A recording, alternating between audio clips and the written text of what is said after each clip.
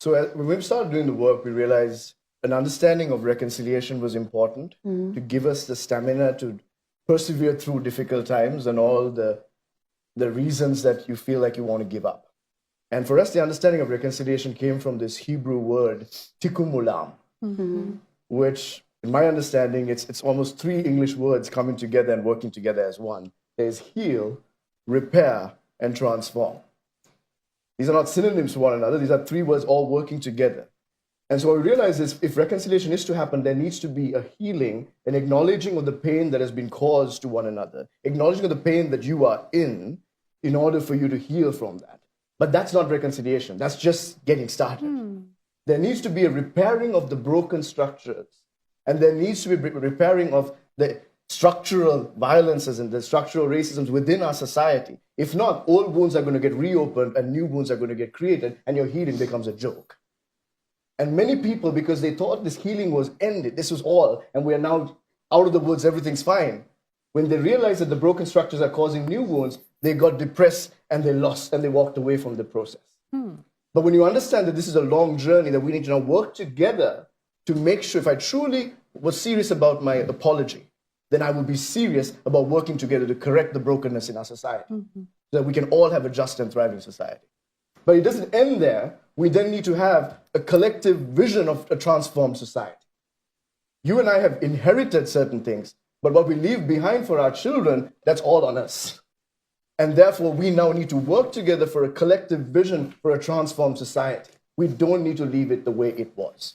The bare minimum will eventually lead to sliding back into conflict and backsliding into even worse contexts. But a propelling forward to a collective vision, I feel, keeps you motivated and engaged. And for us, when we work with young people, what we're trying to say is this is your future. This is what you're going to hand over to your children. And what's your collective vision like? And that collective vision is not possible if you don't address the structural violence and the brokenness in your society, if you don't have the courage to speak out against injustice and brokenness. And also, it's not possible if you relinquish your responsibility and hand it over to the religious leadership or the political leadership or the large INGOs or the international funding. This is your cause. This is your future. You take responsibility. And so when you take that responsibility, then you build an ownership and a stamina to engage. We just did our numbers and we realized that in the last 5 years, across the 14 countries, we've engaged 500,000 youth in 5 years.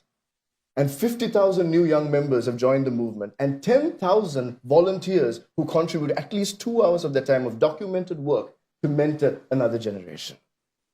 Impossible to do if there wasn't ownership and an understanding of the gravity of the work ahead. And we've been so inspired by that, saying not much funding. In fact, we decided to stay away from large funding, government funding, because one, we don't have the time to fill all this paperwork. And two, we're not going to get it anywhere because it's too complicated and all that. And on top of that, it's some agency may come up with what my country needs right now and tell me a project and tell me to do that project because and I know that's not important right now, but I'll do it because I need the funding and I just need to survive. And then I just give a proposal of a 5 months or a 5-year program trying to address a 20-year conflict. So it's better for us to find sustainable funding. And we're working on our diaspora in all of our countries. Despite all the negatives, the good thing is some of our best and brightest left our country and have thrived in their new homes. And we say this is a way to give back. You don't trust the governments in our country. You don't trust larger organizations, but you can trust a new generation. Come and see what they're doing. Invest in this work. That's been more sustainable. And we've created businesses along the social movements to ensure that we are sustainable, that we're not dependent. And if there's more funding, that's just to expand, but it's not to survive, to keep day-to-day operations. And so when this happened, we didn't see it happening. No one saw it happening. But we knew this is not sustainable. This is our country's cause. What if our country doesn't have the attention of the donor? Eventually, they walk away. And we've seen that walk away happen quite often. Our teams in Afghanistan will tell you what the walk away feels like. And so we need to plan for our own futures. We have to proactively engage. We're not doing this because the West has told us, here's a standard of justice and unity and reconciliation. This is a standard for us and our future. This is our nation's future at stake.